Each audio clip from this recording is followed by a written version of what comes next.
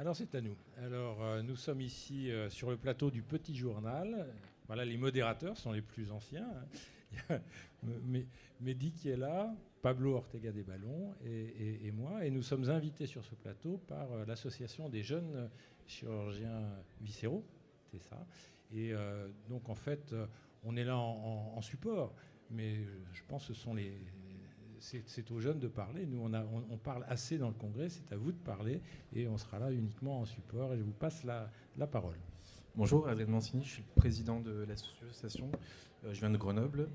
Je vais te présenter. Moi, Antoine Cailleux, je viens de Reims, interne de chirurgie viscérale en 4e année.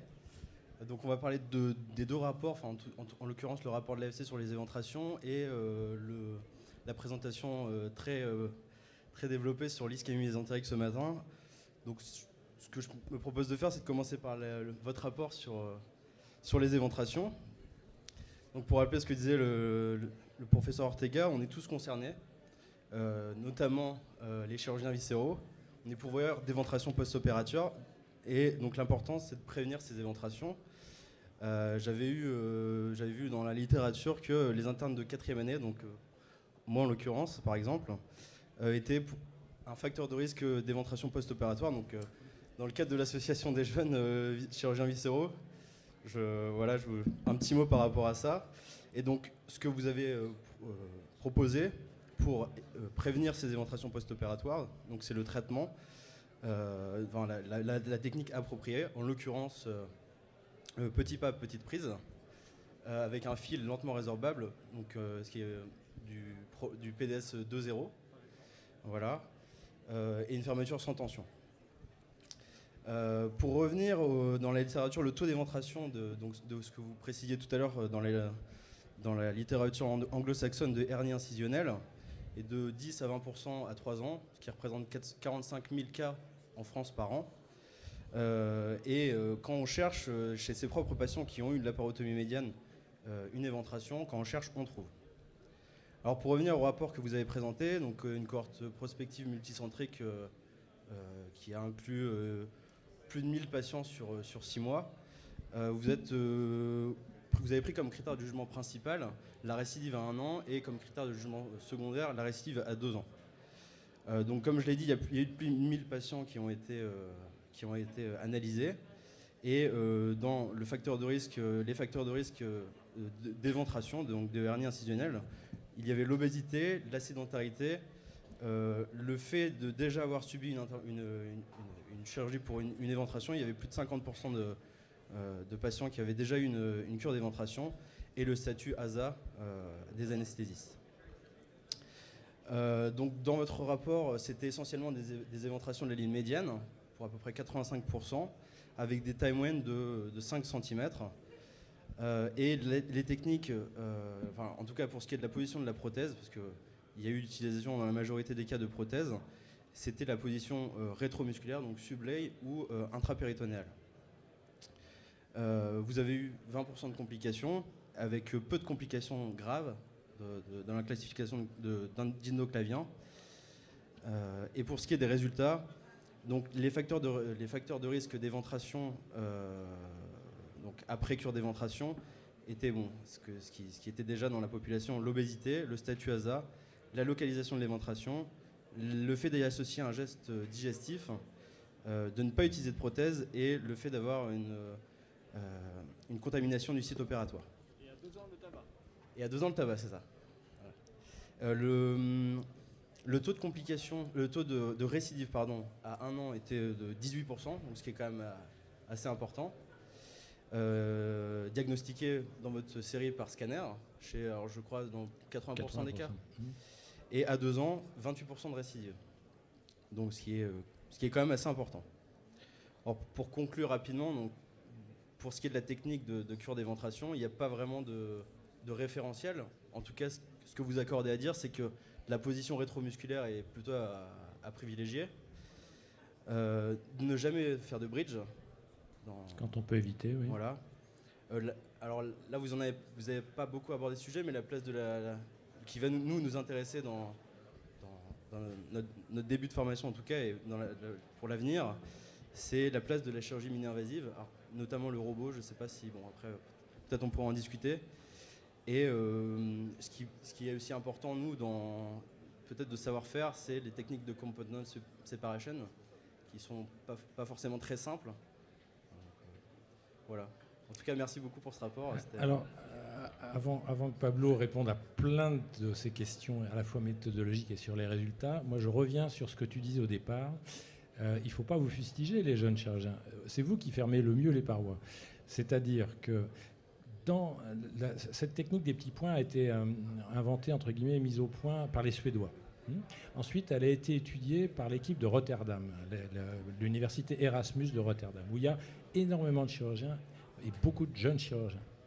Et quand on discute avec l'ancien patron, qui est Johan Jickel, eh bien, lui, il expliquait que quand on parle d'implémentation de cette nouvelle technique avec les petits points, eh bien, il a eu beaucoup plus de facilité à ce que les jeunes chirurgiens reproduisent cette technique que les chirurgiens moins jeunes qui continuaient à faire des gros points et des gros fils. Et donc voilà, le jeune chirurgien n'est pas un facteur de risque d'éventration pour autant qu'il ferme la paroi avec des petits points comme il faut. Et j'irai même plus loin. Dans certains de ses exposés, Jickel disait que, par exemple, à la fin d'une opération, quand le vieux chirurgien est un peu fatigué, il se demandait si ça ne serait pas une bonne idée de laisser fermer la paroi par le jeune chirurgien, qui est peut-être un peu moins fatigué, et surtout qui est plus méticuleux. Donc ce sont pas les jeunes chirurgiens qui sont un facteur de risque d'éventration. J'avais retrouvé ça dans une étude, mais bon, c'était pour... Voilà. Et il y avait le rapport aussi, taille de l'incision par rapport à la longueur du fil. Il y a, alors, je crois que c'est un rapport de 4 qui est préconisé. C'est ça. Normalement, la façon de vérifier qu'on a bien fermé un petit point, on aurait dû consommer 4 fois de longueur de fil par rapport à la longueur de la laparotomie. Alors dans l'essai Stitch qui est publié dans le Lancet, à laquelle on faisait référence ce matin, ça a été vérifié. Donc chaque chirurgien avait la vérification de la longueur de fil consommée. C'était un signe de qualité, on va dire, pour vérifier que la fermeture avait été faite selon la méthodologie préétablie. Alors sinon, un autre message, c'est prévention. Si jamais éventration, il ne faut pas rater la première cure d'éventration. Parce qu'après, plus on va, plus c'est compliqué, plus c'est difficile. Il ne faut pas la rater. Ça, c'est un message important. La première cure d'éventration doit réussir parce que la deuxième a plus de chances de récidiver et la troisième encore plus. Il y a un travail très intéressant sur ce sujet américain qui s'intitulait « Le cercle vicieux de la cure d'éventration » qui est publié dans le journal de l'American College il y a environ 4-5 ans avec plus de 800 patients qui montrait que quand on suit les patients pendant plus de 10 ans, on est à plus de 60% de récidive. Alors 28%, ça vous semble énorme à 2 ans, mais quand on les suit pendant 10 ans, on est à plus de 60%. Et si c'est déjà des récidives qu'on a opérées, on monte à 75% de récidive. Donc en effet, c'est la première cure d'éventration qui a le plus de chances de réussir. Donc il ne faut pas la rater. Et j'enchaîne justement... D'où la notion aussi, ce que Johan disait à la fin, la notion de centre expert. Exact. Bon, de centre expert, je dirais... Pas pour la première. Il faut arrêter. Le centre expert pour tout, je comprends que ça peut agacer beaucoup de gens. Par contre, pour les cas complexes. Voilà, oui. Le centre expert pour le cas complexe, oui. On a colligé, on a publié il y a quelques mois dans le World Journal of Surgery une série de 8 centres experts en chirurgie complexe de la paroi. On a 4,8% de mortalité. D'accord ? Ce qu'on n'a pas pour la chirurgie pancréatique réglée, ce qu'on n'a pas pour la chirurgie de l'œsophage réglé. Donc la chirurgie de la paroi abdominale complexe, c'est véritablement un enjeu. Alors c'est à la fois par les difficultés techniques, c'est aussi par les difficultés de terrain. Parce qu'on est devant des patients, on a vu toutes les comorbidités qui s'associent à l'éventration. L'obésité, l'immunodépression, etc., etc. Donc ça fait que la complexité technique du geste quand on a une éventration géante, puis la fragilité du patient, justifie à mon sens, pour ces patients de parois complexes, en effet, d'être en centre spécialisé. Sinon, par ailleurs, je pense que le message numéro 1 de notre rapport, c'est l'éventration, c'est l'affaire de tout le monde. Et là, sur ce point, personnellement, je pense qu'il ne faut pas revendiquer de centre expert. Au contraire, il faut mettre un gros effort pour que tout le monde soit capable de, bien sûr, fermer la paroi correctement et de gérer une éventration tout venant. Et ça doit être dans les mains de tout chirurgien. Voilà, Alors, il faut faire bien la première cure. Voilà. Et par contre, pour éviter les récidives, il y a des points importants sur lesquels je pense qu'en France, on n'est pas parfaitement conscient par rapport à d'autres pays. Et c'est 2 facteurs de risque majeurs d'échec qui sont le tabac et l'obésité. Quand on parle avec des confrères dans des pays voisins, Pays-Bas, Grande-Bretagne, etc., très clairement, le patient qui est fumeur, tant qu'il est fumeur, on ne vous opère pas. Voilà, il faut que vous mettiez de votre part. Il faut un engagement de votre part. Comme on dit maintenant, vous êtes acteur de votre santé. Vous prenez sur vous votre part de responsabilité. Je ne répare pas votre éventration tant qu'il n'y a pas un mois réel vérifié d'arrêt du tabac. Aujourd'hui en France, il n'y a que les chirurgiens esthétiques qui font ça, puisque la Société française de chirurgie esthétique recommande de ne pas faire de chirurgie esthétique chez le fumeur.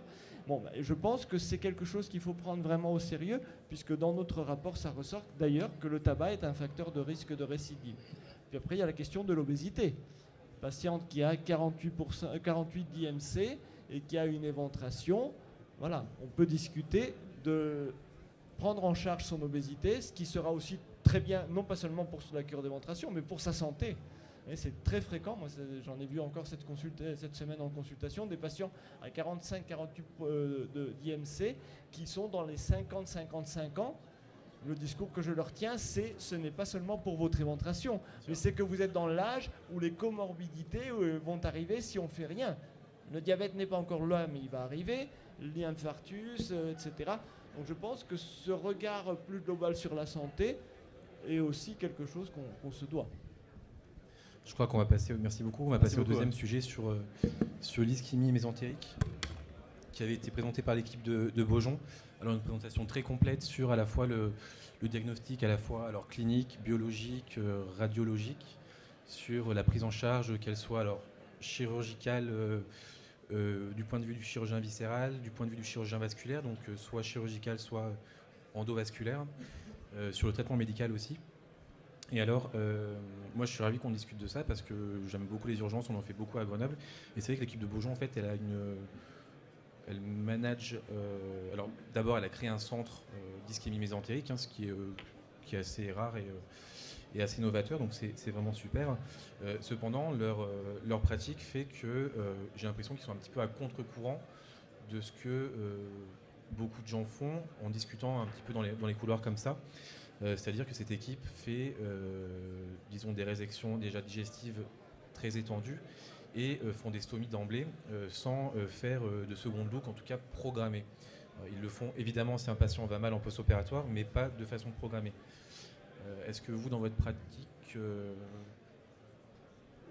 C'est une discussion qui a eu lieu avec un chirurgien belge. Alors moi je ne suis pas de l'équipe de Beaujon, je suis de l'équipe de Tours, bien que je connais bien l'équipe de Beaujon et Léon Maggiori. En fait on a pris le parti de faire une espèce de technique hybride, c'est-à-dire ça dépend un peu comment en péropératoire ça se passe. Parce que la notion de reconstruction vasculaire, elle peut être longue. Et les malades sont parfois pas bien en fin de procédure, et ces malades-là, finalement, on les résèque, on les met après en réanimation, on adapte et on fait un second look.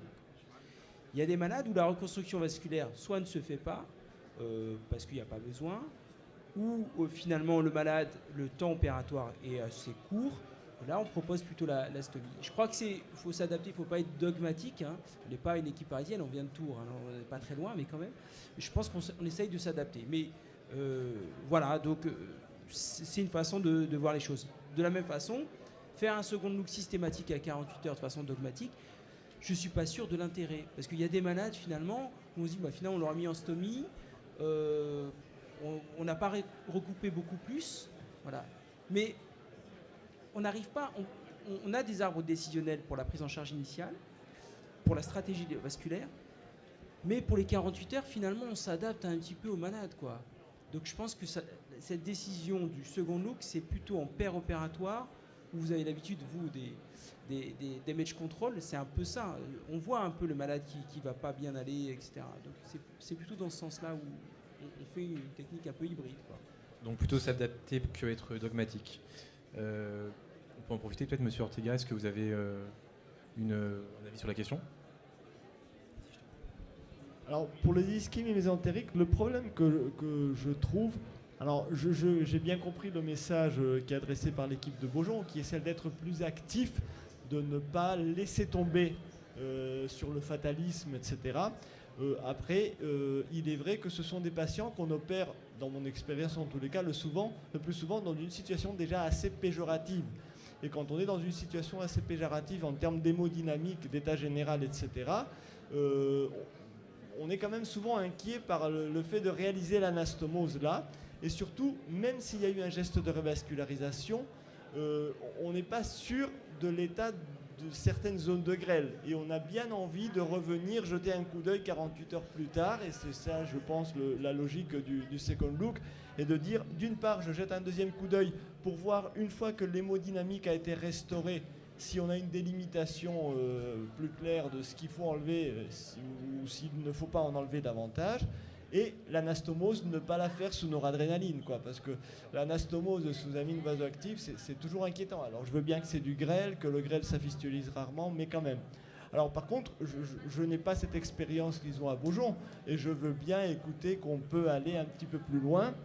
Alors, eux, ils jouent sur un point important qui est le fait qu'il y ait une collégialité parfaite entre le chirurgien vasculaire ou le radiologue qui va faire la révascularisation et le chirurgien digestif, de façon que les deux sont présents systématiquement et qu'il y a révascularisation de façon quasi systématique. Et donc, ils se disent, le problème vasculaire est géré, on est tranquille qu'on est à l'état définitif des lieux. Bon, je demande à voir, mais pourquoi pas. Merci beaucoup. Alors l'autre point, quelque chose c'est que finalement c'est assez rare quand même ces cas où on a une ischémie mésentérique véritable avec un thrombus occlusif dans la mésentérique supérieure qui est proximale. Et c'est vrai que tous les jours en fait finalement on a plutôt des ischémies mésentériques mais qui sont très distales en fait et très très focales, quoi. Donc finalement c'est en tout cas dans notre centre à Grenoble c'est plutôt rare d'avoir le vrai tableau d'ischémie mésentérique proximale, quoi. Je sais pas quel est votre ressenti là-dessus? Oui, je suis assez d'accord. C'est vrai qu'on a beaucoup aussi d'ischémie mésentérique périphérique, où finalement la résection va suffire. Et c'est peut-être là où le second look peut pas forcément se discuter, parce que c'est périphérique, c'est bien marqué, le malade va bien. Il y a un peu de tout dans ces malades. C'est sûr qu'ils nous présentent à chaque fois, l'équipe de Beaujon, et c'est vrai, des séries avec des malades avec des ischémies étendues, avec un thrombus. On peut avoir ça, on a parfois ça, mais on a aussi toute une série de patients, de petites grand-mères, de grands-pères, qui ont une zone ischémique, et puis finalement on leur essaie et ça se passe bien. Je crois que leur message est important quand même, c'est de faire le bilan étiologique, de faire une bonne cartographie vasculaire de la situation, et de ne pas passer à côté de la revascularisation. Parce que c'est vrai aussi que le message au début, j'étais à Marseille au début, c'est vrai que le message est dit, finalement c'est une ischémie, c'est plié, le gars il est mort, on s'arrête, on ouvre, c'est un peu noir. Bon. Et donc là, ils sont allés plus loin dans leur raisonnement, et je crois que maintenant il faut juste qu'on arrive à classer un petit peu les malades et un peu s'adapter à la situation. Comme la laparotomie second look. Et puis écouter les réanimateurs, parce que le dernier que j'ai fait comme ça, j'ai opéré, je pensais que vraiment le patient était quasiment mort, donc on l'a mis en réanimation, je l'ai opéré le soir, on l'a mis en réanimation la nuit, et le lendemain matin, le réanimateur m'a dit, mais écoute, il n'est pas si mal que ça. Et donc j'ai fait un deuxième look et j'ai fait des résections itératives et le patient a survécu. Donc il faut bien écouter aussi les réanimateurs qui disent finalement il est peut-être un peu moins grave que prévu, quoi. Très bien, je crois qu'on va conclure comme ça parce que c'est déjà la demi. Merci beaucoup. Merci à tout le monde.